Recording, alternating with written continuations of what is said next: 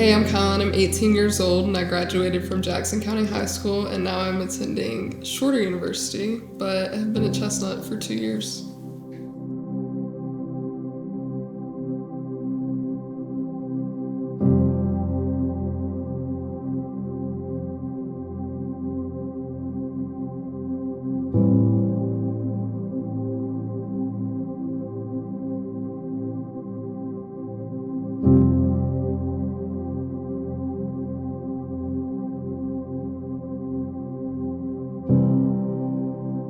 This was during basketball season, and I ended up going back, and when I first came back from the surgery, I got a really bad concussion. And one of my first practices back in February of recovering, I just fell out unconscious. I felt really bad during practice, but I just fell out and nobody really knew what was happening. And I was out for a good 10 minutes, and we kind of just brushed it off after that, and we're like, this is nothing to worry about.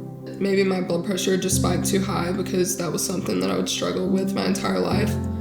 Or maybe I was just overheated and it was having a bad day. But I went to school the next day and I didn't really think anything about it. But as I was walking the halls the next day, I started to feel really off. And it was like this feeling of I knew where I was, but I didn't know how I felt because it felt almost like I was absent from my own body.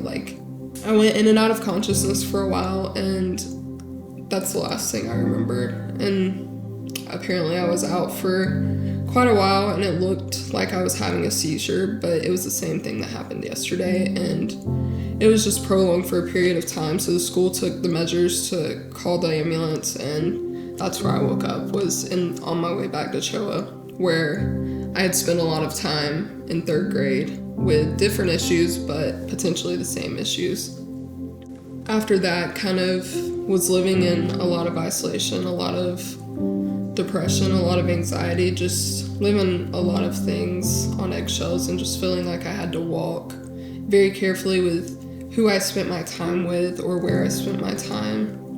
And it was a hard balance of trying to find the good for me, and I chose just not to burden other people. I chose to just deal with it on my own. But in December of 2022, I had a hip surgery, and this was hard for me because I knew I wouldn't be able to walk. I would be out of school for a few weeks and then out of sports for 6 months. And that's where I had placed everything that I had. I could make good grades, I could be good at sport, I could be a good friend, but now I can't be any of that. And it was that was really hard for me. And one night after my hip surgery, I was recovering and I just texted my coach and I was like, I can't do this anymore. I'm giving up. And this was my basketball coach, Coach Thomas. And instead of meeting me with backlash or any kind of remedy to fix it, she met me with grace and reminded me of the hope of Jesus that I had because of my salvation as a kid. Through that season of basketball, I had watched Coach Thomas experience life change, and it was so tangible, you couldn't ask questions. So through seeing her and her reminding me of the hope of Jesus, it was something real is here. And through her walking with Jesus, it was easy for me to learn my identity can no longer be wrapped up in the things of this world because they've all been stripped from me. I no longer have the things that have given me contentment or given me comfort for the past 10 years. After pressing into the Bible and seeing Coach Thomas's life change and stuff like that, I was convicted of the sin that I was living in, and I really just left behind everything that I knew, and I left behind my friends, I left behind pieces of my family, I left behind pieces of my home, and I wanted to look more like Jesus because Romans 12:2 calls us to be conformed to his image and not the image of this world. And I think that the church had proven a different story than I had seen my whole life. I've been in a changing household, been in a lot of change my entire life, but the church showed up and they were faithful to who they are and who God had called them to be, and they were one and they were the same every day that I came back to it.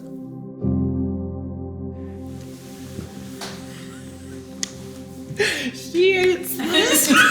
This is actually the part. This is literally exactly what we need.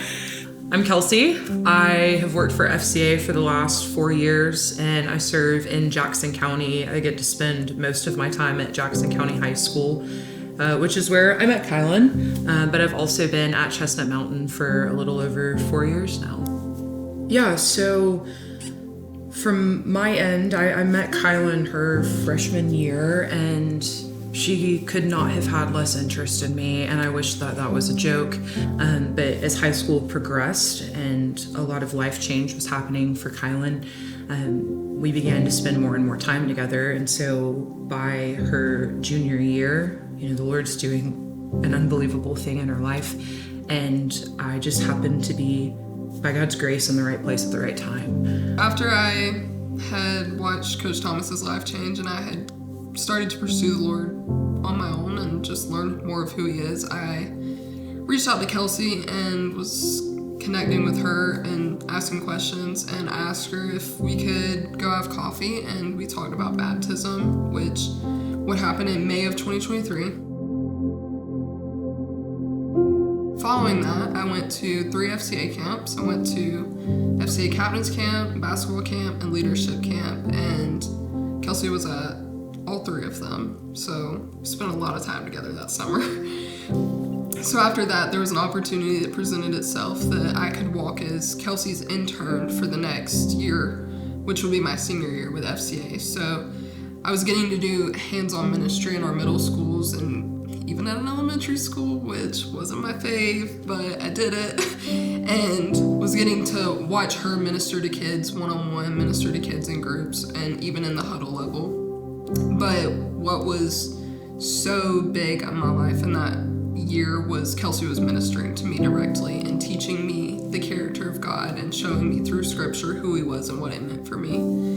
She asked a lot of questions about my life and began to share with her, and it was one of those things where she had just opened up her home to me, where we did deeper discipleship and learned more of the character of God through the good moments and the bad moments, and she walked through each of those with me, and she was consistently reminding us as we walked through it, like, Emmanuel, God with us. Like, he has not left us because the circumstances present themselves, but he is still here and he is with us and he is watching us as we do life together, as we do ministry together, and as, like, we sit in the hard places together.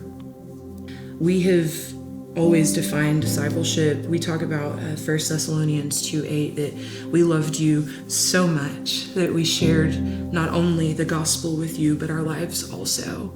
And so there are these 2 big elements when it comes to discipleship.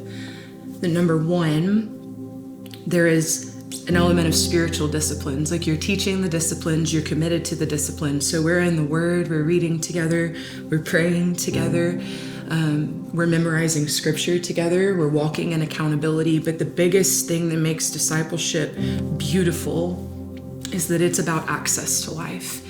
And so when you commit to that with somebody, it's not just Kylen gave me access to her life to ask hard questions and to actually know her, and not just know about her or the things that were presented, but to know her heart, to know her burdens, to sit in her trenches with her.